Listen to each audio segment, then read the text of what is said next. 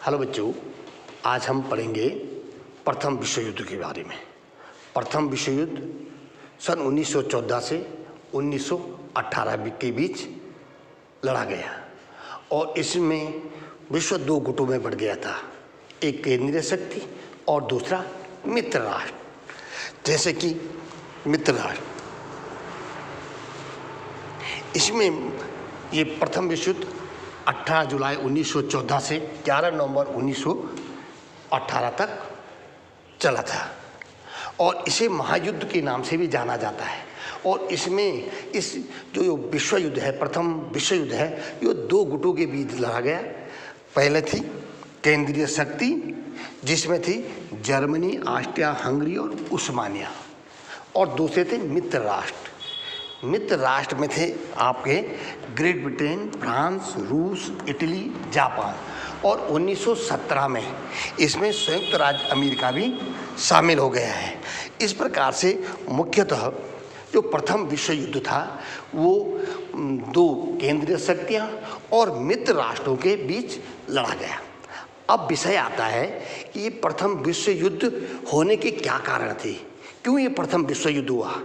तो इस प्रथम विश्व युद्ध होने के जो महायुद्ध कहा गया, इसके होने के प्रमुख कारण थे। जैसे पहला था जैसे जर्मनी की जो नई अंतर्राष्ट्रीय विस्तारवादी नीति थी। दूसरा था साम्राज्यवाद, प्रत्येक आपसी साम्राज्य को बढ़ाना चाहता था। तीसरा सैन्यवाद, यूरोपीय जो देश थे वो सभी अपने सैन्य शक्ति को बढ़ाना चाहते थे।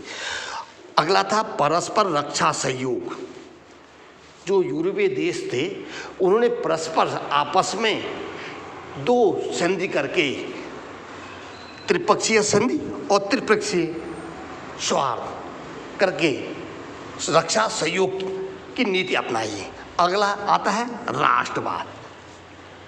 राष्ट्रवाद भी प्रथम विश्व युद्ध में देशों को झोंकने में महत्वपूर्ण योगदान रहा है। इसके बाद आता है जो उस समय का तत्कालीन कारण था, जो उस समय हुआ था वो था तत्कालीन कारण में आर्क ड्यूक फ्रांज फर्डिनेंड के राजकुमार की हत्या। इन सभी कारणों के कारण प्रथम विश्व युद्ध हुआ था। अब जैसे इस प्रथम विश्व युद्ध में पहला मैंने कहा जर्मनी की राष्ट्रीय विस्तारवादी नीति। अब जर्मनी ने क्या किया, जर्मनी 1890 में जर्मनी के जो सम्राट थे विल्हेम द्वितीय, उसने एक नीति अपनाई। वह जर्मनी को एक विश्व शक्ति बनाना चाहता था और इसका ऐसा देखकर जो अन्य देश थे वो सशंकित हो गए थे। अर्थात जब वर्ष 1890 में जर्मनी का सम्राट विल्हेम द्वितीय एक अंतर्राष्ट्रीय नीति शुरू की, उसने जर्मनी को विश्व की शक्ति के रूप में परिवर्तित करना चाहता था। अब उसका यह प्रयास देखकर इसका परिणाम ये हुआ कि जो विश्व के अन्य देश थे वो जर्मनी को एक उभरता हुआ खतरा मानता था, जिसके परिणामस्वरूप अंतर्राष्ट्रीय स्तर पर स्थिति अस्थिर होगी। यह भी एक कारण रहा प्रथम विश्व युद्ध का। दूसरा आता है परस्पर रक्षा सहयोग। जो यूरोपीय देश थे इन्होंने आपस में एक समझौता के तहत कुछ राष्ट्रों ने एक संधि की और उसमें संधि के तहत जैसे पहला था त्रिपक्षीय संधि। ये वर्ष 1882 में यह संधि हुई और इसमें थे जर्मनी, ऑस्ट्रिया हंगरी और इटली। इन्होंने एक संधि की रक्षा सहयोग अर्थात अगर, और दूसरा था त्रिपक्षीय सौहार्द। इसमें थे ब्रिटेन, फ्रांस, रूस। यह 1907 तक चली। ये जो दो अलायंस थी, दो त्रिपक्षीय जो संधि हुई थी, इसमें था कि अगर किसी भी शत्रु देश ने आक्रमण करने पर जितने भी ये सहयोगी देश थे वो सब उस आक्रमण को अपना मानकर उस शत्रु देश के साथ युद्ध करेंगे, ऐसी इन्होंने एक नीति अपनाई। इससे इसने भी देश को, विश्व को विश्व युद्ध की ओर धकेला। दूसरा, जैसे इसमें दिखाई दे रहा है आपके, ये दिखाई दे रहा है, ये वाला पोर्शन, ये वाला पोर्शन, ये अलग अलग दिखाई दे रहे हैं। जैसे ये है ट्रिपल अलायंस, और ये वाला जो पोर्शन है, ये है ट्रिपल इंटेंटेंट, यानी त्रिपक्षीय सौहार्द, और पहला है, ठीक है, त्रिपक्षीय संधि। इस प्रकार से इन्होंने आपस में एक रक्षा तंत्र बनाया, जिसमें अगर एक पर कोई शत्रु राष्ट्र आक्रमण करता है तो वो सबका शत्रु माना जाएगा और सभी उसकी ओर से युद्ध करेंगे। अगला था साम्राज्यवादी नीति। इस साम्राज्यवादी नीति ने भी देशों को, यूरोपीय देशों को प्रथम विश्व युद्ध की ओर धकेला। इसमें जैसे उपनिवेशवादी विस्तार की एक नई नीति अपनाई जर्मनी ने। उस समय क्या था, अफ्रीका और एशिया में कच्चे माल के पर्याप्त भंडार थे, जिससे यूरोपीय देशों में विवाद था। और इसी दौरान जो इटली और जर्मनी है और इटली है, ये भी अपने उपनिवेशवाद विस्तार की ओर आगे बढ़ना चाहते थे, लेकिन इनके पास ऐसा उपनिवेश बनाने विस्तार के कोई संभावना नहीं थी। इसने एक नीति अपनाई। उसने नई नीति क्या अपनाई कि यूरोपीय जो अन्य देशों के उपनिवेश थे, उन उपनिवेशों पर जबरदस्ती कब्जा करके अपने अधिकार क्षेत्र में लेना, जिससे भी परस्पर इनमें प्रतिस्पर्धा बढ़ी, जिससे इन लोगों के बीच क्या हुआ, विश्व युद्ध की ओर ये लोग बढ़े। इसी प्रकार से इसमें आगे था ये मोरक्को जो था, बोस्निया संकट भी इंग्लैंड और जर्मनी के बीच प्रतिस्पर्धा को इसने भी बढ़ावा दिया, जिससे भी ये विश्व युद्ध की ओर अग्रसर हुए। अगला था सैन्यवाद। मतलब प्रत्येक राष्ट्र अपनी सैन्य शक्ति बढ़ाना चाहता था। उस समय जैसे सैन्य निर्माण वृद्धि में 1914 में जर्मनी ने क्या अपनी सैन्य शक्ति बढ़ाई, तो ग्रेट ब्रिटेन ने भी अपनी सैन्य शक्ति बढ़ाई। और उस समय 20वीं सदी में एक दौर हथियारों की होड़ बढ़ी। प्रत्येक देश अधिक से अधिक हथियार प्राप्त करना चाहता था, बनाना चाहता था। इसी दौरान जर्मनी ने अपनी सैन्य शक्ति बढ़ाई, तो ग्रेट ब्रिटेन ने भी अपनी सैन्य शक्ति बढ़ाई, और दोनों ने अपनी नौसेना में क्या की, वृद्धि की। नौसेना में वृद्धि की किसने, ग्रेट ब्रिटेन और जर्मनी ने, दोनों। जिसका परिणाम क्या हुआ कि ये दोनों ही के आपस में स्पर्धा बढ़ी और प्रथम विश्व युद्ध की ओर ये लोग अग्रसर हुए। इसी समय 1911 में आंग्ल जर्मन नाविक प्रतिस्पर्धा के परिणाम स्वरूप भी यह भी जो अकादीर का जो संकट उत्पन्न हुआ, वो हुआ, उसने भी इन देशों को प्रथम विश्व युद्ध की ओर धकेलने में सहायता की। अगला आता है राष्ट्रवाद।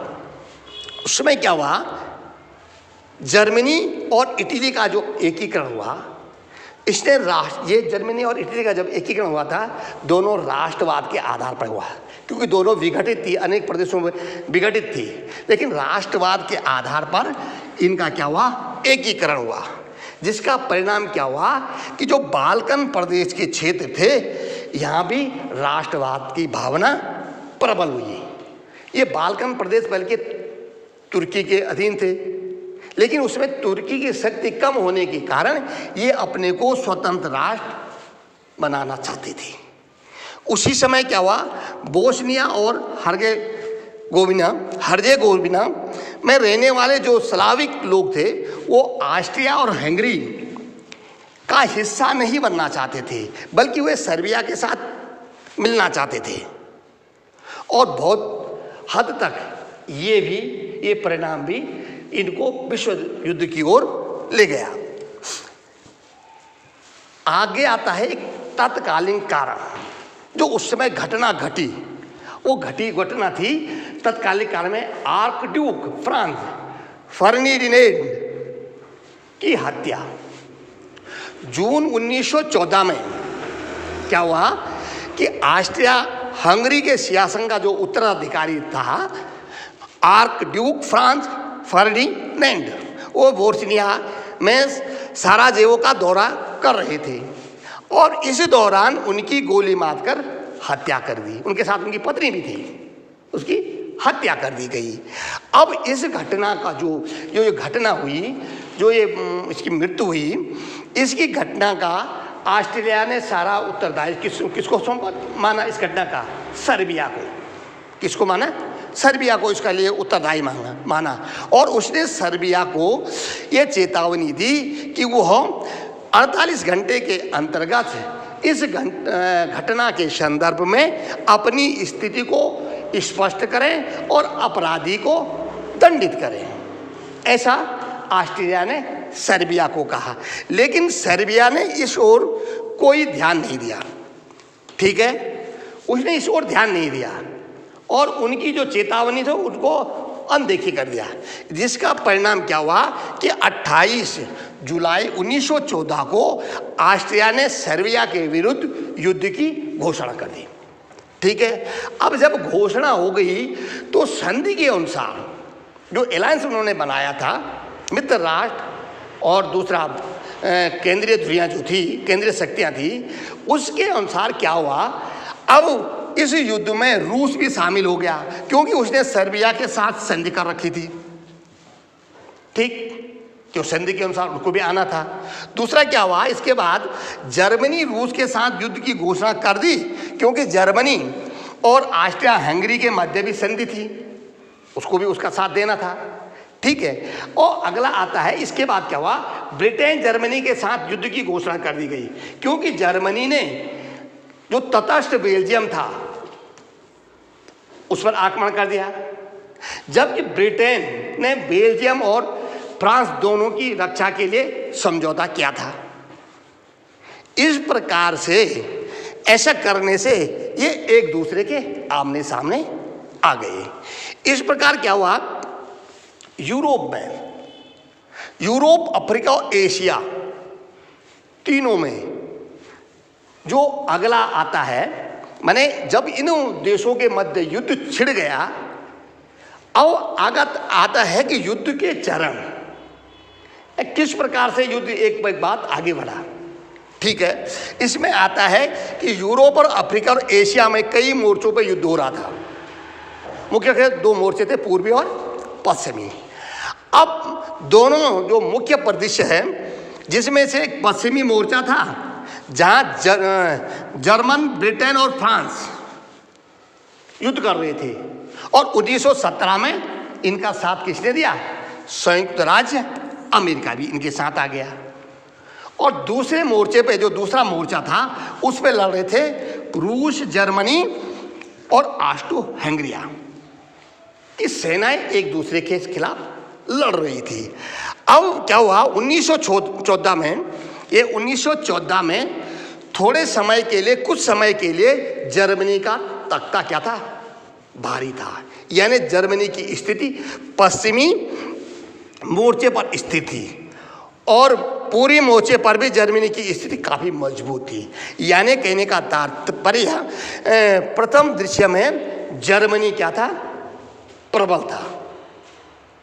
लेकिन ये क्या हुआ, ये ज़्यादा समय तक नहीं रहा। 1917 में 2 घटनाएं घटित हुई जिन्होंने संपूर्ण जो युद्ध था उसका रुख ही बदल दिया, परिदृश्य ही बदल दिया है। सर्वप्रथम जहां संयुक्त राज्य अमेरिका मित्र राष्ट्रों के साथ आया, ठीक है, मित्र राष्ट्रों के साथ आया, उनके साथ सम्मिलित हो गया। दूसरा, उसी समय क्या हुआ, रूस में क्रांति हो गई, रूसी क्रांति, और रूस इस युद्ध से क्या हो गया? बाहर हो गया। यानी प्रथम विश्व युद्ध से 1917 में रूस बाहर हुआ और अमेरिका ने एंट्री की, अमेरिका ने मित्र राष्ट्रों का साथ दिया। अब 1918 में जर्मन आक्रमण के बाद मित्र देशों के पलटवार में जर्मन सेना को निर्णायक वापसी हेतु मजबूर कर दिया, जिसका नतीजा क्या हुआ? अक्टूबर और नवंबर 1918 में क्रमशः तुर्की और ऑस्ट्रिया ने आत्मसमर्पण कर दिया। यह प्रथम विश्व युद्ध से हट गए, आत्मसमर्पण कर दिया। अब जर्मनी अकेला पड़ गया। अब अकेला जर्मनी कब तक युद्ध करता रहा? उसी समय क्या हुआ कि जर्मनी में आर्थिक संकट उत्पन्न हुआ और जर्मनी में विद्रोह की स्थिति उत्पन्न हो गई। अब जब विद्रोह की स्थिति उत्पन्न हो गई तो जर्मनी का सम्राट था उस समय केसर विलियम द्वितीय। अब जब देश में आर्थिक स्थिति खराब हुई, विद्रोह हो गया, होने लगा, तो उसने गद्दी छोड़ दी। किसने? केसर विलियम द्वितीय ने। ठीक है। और इसके बाद जर्मनी में वेमन गणराज्य की स्थापना हुई और नई सरकार ने 11 नवंबर 1918 को युद्ध विराम कर दिया। ठीक है। और उसने युद्ध विराम की घोषणा की और उस घोषणा पे हस्ताक्षर कर दिया। इस प्रकार प्रथम विश्व युद्ध समाप्त हो गया और इसमें मित्र राष्ट्रों की क्या हुई? जीत हुई। अब अगला आता है युद्ध का उत्तरदायी कौन? अब प्रथम विश्व युद्ध में मित्र राष्ट्र भी लड़ रहे थे और केंद्रीय शक्तियां भी लड़ रही थी, जिसमें प्रमुख जर्मनी था, इधर ग्रेट ब्रिटेन था। लेकिन किसी भी राष्ट्र ने युद्ध के लिए जिम्मेदारी नहीं ली, कोई उत्तरदायी नहीं बना। सबने कहा कि हम अपनी स्वतंत्रता के लिए, लोकतंत्र के लिए युद्ध कर रहे थे। लेकिन उस समय जो वर्साई की संधि हुई उसके तहत जो मित्र राष्ट्र थे उन्होंने इसका सारा ठिकरा किसके सर फोड़ दिया? केंद्रीय ध्रुवीय राष्ट्रों की ओर, कि इनके कारण युद्ध हुआ, जबकि ऐसा नहीं था। इसमें लगभग सभी देश क्या थे? कहीं न कहीं भागीदारी थी। आगे आता है ये जो केंद्रीय शक्तियां, ये दो प्रकार से देखी थे। एक है ट्रिपल इंटेंट और तीसरा है सेंट्रल पावर, माने केंद्रीय शक्ति, और पहला है ट्रिपल संधि या शक्तियां हैं। इसमें ये आपको दिखाई दे रहा है, ये अलग अलग दिखाई दे रहे हैं। ये इनके गुट थे दोनों के, यानी मित्र राष्ट्र और ध्रुवीय राष्ट्र। अब आता है युद्ध के परिणाम, यानी प्रथम विश्व युद्ध जो हुआ था उसके परिणाम क्या निकले। पहला है जैसे आर्थिक परिणाम, दूसरा है सामाजिक, तीसरा है राजनीति और चौथा है ब्रसेल्स या वर्साई की संधि। इसमें आता है आर्थिक परिणाम। अब आर्थिक परिणाम में दोनों ही जो ध्रुवीय राष्ट्र थे और मित्र राष्ट्र थे, उनकी आर्थिक स्थिति काफ़ी कमज़ोर हो गई, क्योंकि दोनों ही माने शक्तियों ने, माने केंद्रीय शक्ति या मित्र राष्ट्र, दोनों ने ही अपनी आर्थिक का 60%, लगभग 60% किस में लगा दिया? सेना के। जिसका नतीजा क्या हुआ कि उनकी आर्थिक स्थिति गड़बड़ा गई और उन्हें टैक्स में वृद्धि करनी पड़ी, पब्लिक से, जनता से उधार लेना पड़ा, जिससे उनकी आर्थिक स्थिति, देश की आर्थिक स्थिति खराब हुई। उसका नतीजा क्या हुआ कि मुद्रास्फीति बढ़ गई। दूसरा कारण है राजनीतिक। ठीक है। अब राजनीतिक परिणाम में क्या हुआ कि प्रथम विश्व युद्ध में 4 राजतंत्र समाप्त हो गए। जो प्रथम विश्व युद्ध था उसके दौरान क्या हुए, जो 4 राजतंत्र थे वह समाप्त हो गए। वो कौन कौन थे? हैं रूस के सीजर निकोलस द्वितीय, जर्मनी के केसर विल्हेम, ऑस्ट्रिया के सम्राट चार्ल्स और ओटोमन साम्राज्य के सुल्तान को गद्दी छोड़नी पड़ी, अर्थात ये 4 राजवंश जो क्या हो गए, वो समाप्त हो गए। नए राष्ट्रों का उदय हुआ। ठीक है, अब नए राष्ट्रों का उदय हुआ जिसमें Poland, Czechoslovakia, Yugoslavia, Austria, Germany, France और रूस, इनकी सीमाएं बदल दी गई। ठीक है, क्योंकि सीमाएं बदलने का कारण कुछ की सीमाएं बढ़ी, कुछ की घटी। ठीक है, ये राजनीतिक परिणाम हुआ। इसके अतिरिक्त जो वोल्टिक साम्राज्य था, रूसी साम्राज्य से स्वतंत्र कर दिया गया। ठीक, एशियाई और अफ्रीका जो उपनिवेश थे वो मित्र राष्ट्रों का अधिकार होने से वहां भी परिस्थिति बदल दी। इसी प्रकार जापान के जो अनेक क्षेत्र थे, जापान को अनेक नए क्षेत्र प्राप्त हुए। इराक को ब्रिटिश एवं सीरिया को फ्रांस के संरक्षण में रख दिया गया और फिलिस्तीन और इंग्लैंड को दे दिए गए। फिलिस्तीन जो है वो इंग्लैंड को दे दिया गया। ठीक है, इस प्रकार से ये राजनीतिक परिवर्तन। अगला आता है सामाजिक परिणाम। अब सामाजिक परिणाम, भाई युद्ध होगा तो कुछ न कुछ तो परिवर्तन होगा। सामाजिक परिणाम में क्या हुआ, विश्व युद्ध के से समाज में पूरी तरह, विश्व युद्ध ने समाज को पूरी तरह बदल दिया। जन्म दर में गिरावट आने लगी क्योंकि लाखों युवा युद्ध में मारे गए। ठीक है, जो लाखों युवा थे वो युद्ध में मारे गए। 8 मिलियन लोग मारे गए थे, लाखों लोग घायल हो गए, कई विधवाएं हो गई, अनाथ हो गए। नागरिकों ने अपनी जमीन खो दी और अन्य देशों की ओर प्रवास करने लगे, अन्य देशों में जाकर बसने लगे।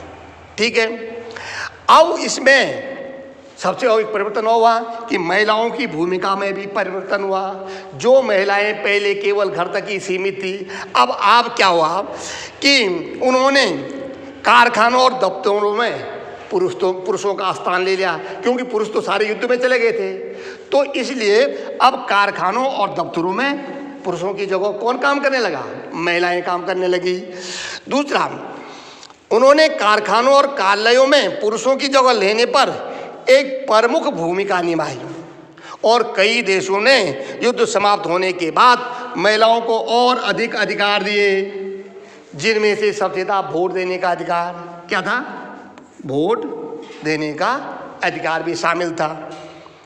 अब उच्च वर्ग ने समाज में अपनी जो उनकी अग्रणी भूमिका होती थी वो खो दी। ठीक है, और युवा, मध्यम और निम्न वर्ग के जो पुरुषों थे तथा महिलाओं ने युद्ध के बाद अपने देश में पुनर्गठन की मांग शुरू कर दी नई तरीके से। इस प्रकार का ये सामाजिक परिवर्तन प्रारंभ हुआ। इसके बाद आता है वर्सेल्स या तथा वर्साई की संधि। अब जब प्रथम विश्व युद्ध हुआ, अब भविष्य में दोबारा विश्व युद्ध न हो, द्वितीय विश्व युद्ध न हो, इसके लिए यूरोपीय देशों ने मिलकर एक संधि की जो वर्साई की संधि के नाम से प्रसिद्ध हुई। उस संधि में 18 जून 1919 को वर्साई की संधि पर हस्ताक्षर किए गए, जिससे प्रथम विश्व युद्ध के आधिकारिक रूप से समाप्त हो और वर्साई की संधि दुनिया को दूसरे युद्ध में जाने से रोकने का प्रयास था। इस संधि की, जो वर्साई की संधि, ठीक है। अब इसका ये था कि भाई वर्साई की संधि के अंतर्गत ये था कि भाई कि युद्ध को समाप्त किया जाए पूर्ण रूप से और दोबारा द्वितीय कोई विश्व युद्ध न हो, इसको रोका जाए, इसलिए संधि की गई। अब इसके बाद आते हैं कुछ प्रमुख बिंदु, ठीक है, यानी इस वर्साई की संधि के कुछ प्रमुख बिंदु, जो उस संधि में क्या क्या था, ठीक है। तो उसमें जो प्रमुख बिंदु थे, पहला था प्रादेशिक खंड, ठीक है। इसमें फ्रांस ने अल्सास और लोरेन को वापस कर दिया, ये अल्सास और लोरेन, ठीक है। दूसरा, यूपेन और मालदेमी बेल्जियम के हाथों में चले गए। अगला था पूर्वी क्षेत्रों को पोलैंड ने नष्ट कर दिया, जिससे पूर्वी प्रशिया क्षेत्रीय रूप से अलग थलग पड़ गया। अगला था डेंटिंग और मेमेल पूर्व बाल्टिक के जर्मन शहरों को मुक्त कर नए शहर घोषित कर दिए गए। डेनमार्क ने उत्तरी स्लेसिंग होल्स्टीन पर कब्जा कर दिया। जर्मनी ने अपने सभी उपनिवेश खो दिए और विजेता देशों ने उन्हें वापस ले लिया। ठीक है, अब इस प्रकार से पहला था। दूसरा था सैन्य खंड, माने विभाजन। ठीक है, अब सैन्य खंड में क्या था कि जो वर्साई की संधि के अंतर्गत जर्मन की जो नौसेना थी उस पर कठोर प्रतिबंध लगा दिए। ठीक। दूसरा था सेना की संख्या में नाटकीय कमी कर दी गई, माने 1 लाख से अधिक सैनिक की उन्हें अनुमति नहीं दी गई और वो केवल 1 लाख श्रमिक रख सकता था। दूसरा, टैंक, विमान और भारी तोपखाने रखना उसके लिए निषेध कर दिए और राइनलैंड जो क्षेत्र था उसका ये सैन्यीकरण कर दिया गया इस संधि के अंतर्गत। अगला था युद्ध में सुधार। युद्ध में सुधार क्या किया भाई? इस संधि ने जर्मनी और उसके उन सहयोगियों को कुल हानि और क्षति के लिए जिम्मेदार ठहराया। जो मित्र राष्ट्र, जो जीते हुए राष्ट्र थे, उन्होंने कहा भाई इस युद्ध में जो हानि हुई तो इसके लिए जिम्मेदार ये देश हैं। दूसरा, जो मित्र राष्ट्रों द्वारा पीड़ित थे यानी जो पराजित थे, इसके परिणाम स्वरूप उन्हें युद्ध में पुनर्मूल्यांकन के लिए भी मजबूर किया गया। यानी सारी चीज उनके ऊपर थोप दी गई। अब इस प्रकार से वर्साई की संधि के बाद ये हुआ भाई कि भविष्य में पुनः दोबारा ऐसा युद्ध न हो, इसके लिए कोई संगठन होना चाहिए जो ऐसा युद्ध होने से रोके। इसके लिए राष्ट्र संघ का गठन किया गया है। किसका गठन किया? राष्ट्र संघ का। इसका काम था, राष्ट्र संघ का काम था प्रथम विश्व युद्ध के बाद विकसित एवं अंतर्राष्ट्रीय राजनीतिक समूह था, जिसका गठन देशों के बीच विवादों को सुलझाने के लिए किया गया।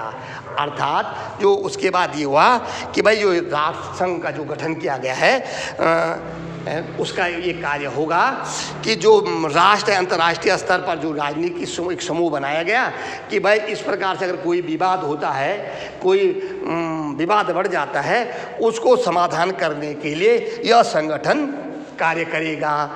ठीक है, ये एक कार्य थे। ठीक है, अब ये 1914 का है और ये 1919 का मानचित्र है। आगे आता है प्रथम विश्व युद्ध में भारत की भूमिका। सबसे महत्वपूर्ण इसमें आता है जो भारत के लिए है कि प्रथम विश्व युद्ध में भारत की भूमिका क्या थी। ये तो सभी जानते हैं कि उन दिनों 1914 में के दौरान भारत पर अंग्रेजों का अधिकार था, अर्थात ब्रिटेन का शासन था।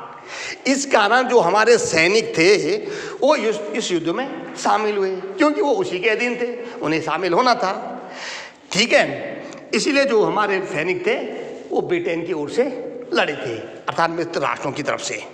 इसके अतिरिक्त इस समय भारत में राष्ट्रवाद के प्रभुत्व का दौर चल रहा था। भारत में भी राष्ट्रवाद चल रहा था, उस समय उसका दौर था। और जो राष्ट्रवादी थे वो मानते थे कि अगर युद्ध में ब्रिटेन का सहयोग देंगे, अगर हम युद्ध में ब्रिटेन का सहयोग देते हैं तो इसके परिणाम, युद्ध के परिणाम ये होगा कि अंग्रेजों द्वारा भारतीय निवासियों के प्रति उदारता बढ़ती जाएगी और उन्हें अधिक संवैधानिक अधिकार प्राप्त हुए, ऐसा राष्ट्रवादियों का मानना था। ठीक है, और इसके तहत भारत ने लोकतंत्र की प्राप्ति के वादे के तहत इस विश्व युद्ध में ब्रिटेन का समर्थन किया, क्योंकि ब्रिटेन ने भारतीयों को कहा कि हम यह युद्ध लोकतंत्र के लिए लड़ रहे हैं, इसलिए भारतीयों ने उनका समर्थन किया। लेकिन युद्ध के तुरंत बाद अंग्रेजों ने रोलेट एक्ट पारित किया। इसके परिणाम स्वरूप भारतीयों में ब्रिटिश जो हुकूमत थी, शासन था, उसके प्रति असंतोष का भाव पैदा हो गया और उसमें राष्ट्रीय चेतना का उदय हुआ। जो रोलेट एक्ट अंग्रेजों ने पारित किया, वह राष्ट्रवादी भावना को दबाने के लिए था। इस प्रकार से अब आज तक जो भारतीय ये सोच रहे थे कि हम युद्ध में ब्रिटेन का साथ देंगे और युद्ध के बाद वो हमें लोकतंत्र की स्थापना होगी, स्वराज देगा, संवैधानिक अधिकार देगा, लेकिन न देकर उसने भारतीयों के ऊपर रोलेट एक्ट लगा दिया, प्रतिबंध लगा दिया।